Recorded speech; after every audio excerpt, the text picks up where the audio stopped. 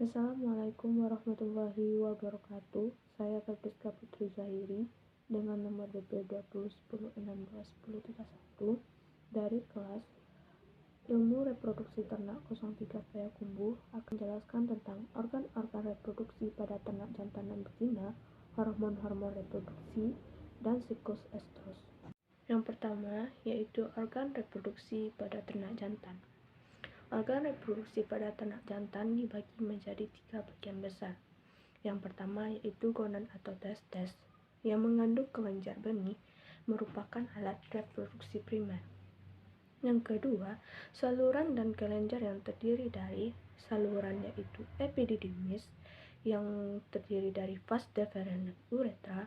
Yang kedua yaitu kelenjar yang terdiri dari vesicularis, yaitu prostat, dan bulbo retralis dan atau chopper. Yang ketiga, organ reproduksi bagian luar yang terdiri dari penis dan alat pelindung dari skrotum dan preputium. Yang pertama, kita masuk ke testes.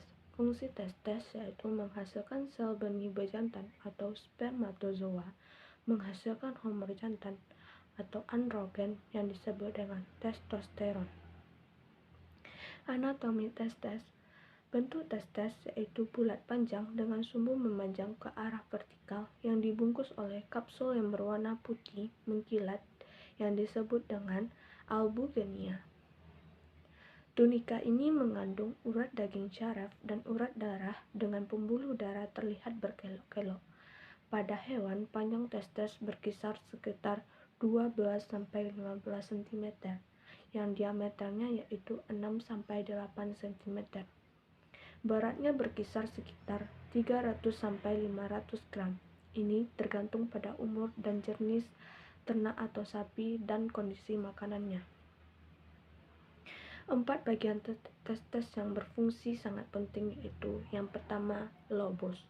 Lobus adalah kantong kecil berbentuk kerucut seperti buah salak dengan ujung medial lancip, sedangkan ujung lateral lebar dan merupakan dasar dari kerucut. Yang kedua yaitu sobus seminiferus atau dalam lobus, berupa tabung kecil dan panjang berkelok-kelok memenuhi seluruh kerucut. Muaranya dari pada ujung medial dari kerucut dan langsung berhubungan red testes. Yang ketiga yaitu epitel benih, yang terdiri dari sel spermatogenium yang merupakan sel benih yang sejati karena dari sel ini dihasilkan spermatozoa. Yang kedua yaitu sel Sertoli yang berbentuk panjang dan dasarnya sangat luas yang melekat pada membran basal. Yang keempat yaitu sel interstisial yang terdapat di antara lobus yang berbentuk poligonial yang terdiri dari bermacam-macam tenungan pengikat yang ditemukan oleh Leydig sehingga disebut dengan sel Leydig. Sel ini terganggu merupakan produksi testosteron. Selanjutnya yaitu saluran reproduksi bejantan. Yang pertama yaitu epididymis, yang berasal dari bahasa Latin yang terdiri dari 2 kata. Yang pertama yaitu epi yang berarti di atas dan didymis yang berarti testes, yang berbentuk bulat panjang dan besar pada pangkal yang disebut dengan kepala. Testes terbagi menjadi 3 bagian, yaitu bagian kepala, bagian badan, dan bagian ekor. Selanjutnya itu vas deferens, terentang dari ekor ductus epididymis sampai uretra, mempunyai dinding yang tebal, mengandung urat daging yang licin, dan berdiameter 2 mikrometer. Yang ketiga yaitu uretra, adalah saluran urogenitalitas, artinya untuk urin dan semen. Selanjutnya kita masuk ke organ reproduksi bagian luar. Yang pertama yaitu penis. Penis mempunyai 2 fungsi yang utama, yaitu mengeluarkan semen dan urin. Pada sapi, penis berbentuk bulat panjang bertipe elastis, yang artinya selalu dalam keadaan agak kaku dan kenyal, yang dibungkus oleh tunika albugenia yang padat dan putih. Penis terdiri dari 3 bagian, yaitu bagian pangkal, bagian badan, dan bagian disc gland penis. Yang kedua yaitu preputium yang berasal dari kulit luar, yang merupakan alat pelindung penis dari pengaruh luar dan kekeringan, terletak dekat dengan caudal pusat dan sekresi berupa cairan yang berbentuk lemak. Yang ketiga yaitu skrotum, merupakan kantong testes. Pada sapi, dalam keadaan relak panjang ke bawah, epidermis skrotum merupakan tenunan ikat yang elastis yang mengandung urat daging licin, dis tunica dartos. Selanjutnya yaitu organ reproduksi pada ternak betina. Yang pertama adalah ovarium. Ovarium adalah organ primer atau esensial reproduksi pada betina, seperti halnya testes pada ternak bejantan. Ovarium dapat dianggap bersifat endokrin atau sitogenik yang menghasilkan sel karena mampu menghasilkan hormon yang akan diserap langsung ke dalam peredaran darah dan juga jantung. Ovarium merupakan sepasang kelenjar yang terdiri dari ovari kanan yang terletak di belakang ginjal kanan dan ovari kiri yang terletak di belakang ginjal kiri. Ovarium seekor sapi betina bentuknya menyerupai biji buah almond dengan berat rata-rata 10-20 gram.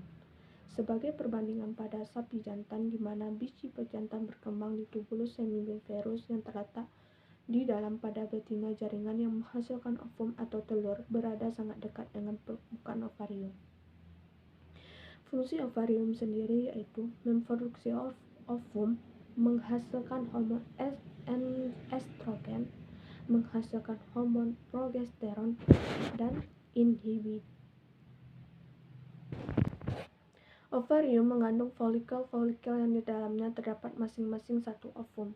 Pembentukan dan pertumbuhan folikel ini dipengaruhi oleh hormon FSH yang dihasilkan oleh kelenjar adenohipofisa. Folikel di dalam ovarium terdiri dari beberapa tahap, yaitu folikel primer yang terbentuk sejak masih dalam kandungan dan mengandung oogonium yang dikelilingi oleh satu lapel sel folikuler kecil. Folikuler sekunder yaitu terbentuk setelah hewan lahir dan sel folikulernya lebih banyak. Folikel tersier terbentuk pada saat hewan mencapai dewasa dan mulai mengalami siklus birahi. Dan yang terakhir yaitu folikel de Graaff, merupakan folikel terbesar pada ovarium satu hewan waktu hewan betina menjelang birahi. Selanjutnya yaitu oviduct. Oviduct merupakan saluran yang bertugas untuk menghantarkan sel telur atau ovum dari ovarium ke uretra.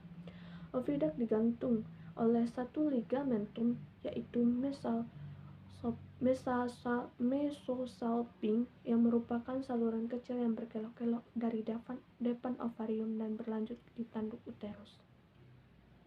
Fungsi oviduct sendiri yaitu menerima sel telur yang diovulasikan oleh ovarium, transport spermatozoa dari uterus menuju tempat pembuahan, tempat pertemuan antara ovum dan spermatozoa atau fertilisasi, tempat terjadinya kapasitas spermatozoa, dan memproduksi cairan sebagai media pembuahan dan kapasitas spermatozoa.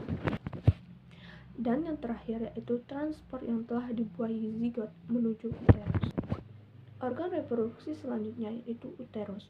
Uterus merupakan saluran muskuler yang diperlukan untuk menerima ovum yang telah dibuahi dan berkembang menjadi zigot. Uterus digantung oleh ligamentum yaitu mesometrium, yaitu saluran yang bertaut pada dinding ruang abdomen dan ruang pelvis. Dinding uterus terbagi menjadi 3 lapis, yaitu lapisan dalam yang disebut dengan endometrium, lapisan tengah yang disebut dengan myometrium, dan lapisan luar yang disebut dengan perimetrium. Fungsi uterus sendiri yaitu saluran yang dilewati atau gamet atau spermatozoa. Spermatozoa akan membuahi sel telur pada ampula. Yang kedua yaitu tempat terjadinya implantasi. Implantasi adalah penempelan embrio pada endometrium uterus. Yang ketiga yaitu pertumbuhan dan perkembangan embrio. Yang keempat yaitu berperan pada proses kelahiran atau parturisi. Yang kelima yaitu pada hewan betina yang tidak bunting, fungsi mengatur siklus estrus dan fungsi korpus luteum dengan produksi PGF2 alfa.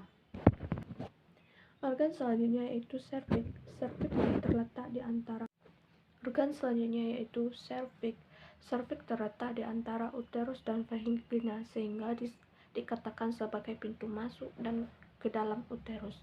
Serviks ini tersusun dari otot daging sphincter. Terdapat lumen serviks yang berbentuk dari gelang penonjolan mukosa serviks dan akan menutup pada saat terjadi estrus dan kelahiran.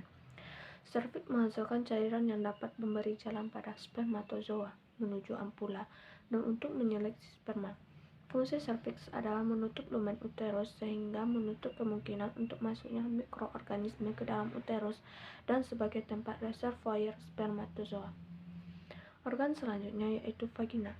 Vagina adalah organ reproduksi hewan betina yang terletak di dalam pelvis di antara uterus dan vulva. Vagina memiliki membran mukosa disebut dengan epithel squamous berstrata yang tidak berkelenjar tetapi pada sapi berkelenjar. Pada bagian kranial dari vagina terdapat beberapa mukosa yang berdekatan dengan serviks. Vagina terdiri dari dua bagian, yaitu vestibulum yang terletak dekat dengan vulva serta merupakan saluran reproduksi dan saluran keluarnya urin, dan kedua ada portio vaginalis cervicis yang letaknya dari batas antara kedua hingga serviks. Vestibulum dan portio vaginalis cervix dibatasi oleh suatu selaput pembatas yang disebut dengan himen. Fungsi dari vagina adalah sebagai alat kopulasi dan tempat sperma dideposisikan, berperan sebagai saluran keluarnya sekresi serviks, uterus, dan oviduct, dan sebagai jalan peranakan saat proses beranak. Vagina akan mengembang agar fetus dan membran dapat keluar pada waktunya. Yang selanjutnya yaitu vulva. Vulva merupakan alat reproduksi hewan betina bagian luar. Vulva terbagi menjadi dua bagian. Bagian luar disebut dengan labia majora dan bagian dalam disebut dengan labia minora. Labia minora homolog dengan preputium pada hewan jantan, sedangkan labia majora homolog dengan skrotum pada hewan jantan. Pertautan antara vagina dan vulva ditandai oleh orifice uretral eksternal dan oleh suatu pematang pada kondisi kranial terhadap uretra. Vulva akan menjadi tegang karena bertambahnya volume darah yang mengalir ke dalamnya. Organ selanjutnya yaitu klitoris. Klitoris merupakan alat reproduksi betina bagian luar yang homolog dengan gland penis pada hewan jantan yang terletak pada sisi ventral sekitar 1 cm dalam labia. Klitoris terdiri atas dua crura atau akar badan dan kepala atau glans. Klitoris terdiri atau jaringan erektil yang tertutup oleh epitel squamusa berstrata. Selain itu, klitoris juga mengandung saraf perasa yang berperan saat kopulasi. Fungsi dari klitoris itu membantu dalam perkawinan. Materi selanjutnya yaitu tentang hormon. Hormon berasal dari kata hormain yang berarti menimbulkan gairah. Hormon adalah zat organik yang dihasilkan oleh sel-sel khusus di dalam tubuh, dirembeskan ke dalam peredaran atau sirkulasi darah dengan jumlah sangat kecil atau sedikit, dapat merangsang sel-sel tertentu dalam tubuh untuk berfungsi. Sel-sel tubuh yang memproduksi hormon disebut dengan kelenjar endokrin. Kelenjar endokrin tersebut sedikit atau banyak mempunyai hubungan atau keterlibatan langsung dengan proses-proses reproduksi. Karena sistem endokrin bekerja secara konser atau bersama-sama atau saling menunjang dan terkait. Pada ternak, kurang lebih ada 10 sel endokrin, yaitu hipotalamus, hipofisa, tiroid, paratiroid, pankreas, adrenal, gonad yaitu testes dan ovarium, plasenta, timus, dan membran mukosa usus. Jenis dan fungsi hormon yaitu Hormon membuat satu reaksi tetapi tidak menjadi bagian integral dari reaksi tersebut. Dalam suatu rantai kegiatan, sebuah kelenjar dapat menghasilkan hormon yang menstimulir kelenjar lain untuk menghasilkan hormon kedua.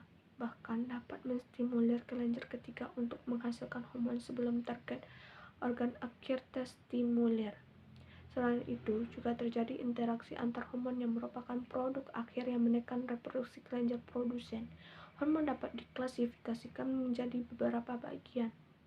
Berdasarkan struktur kimianya, hormon dibagi menjadi 3 kelas. Yang pertama yaitu hormon protein atau polipeptida.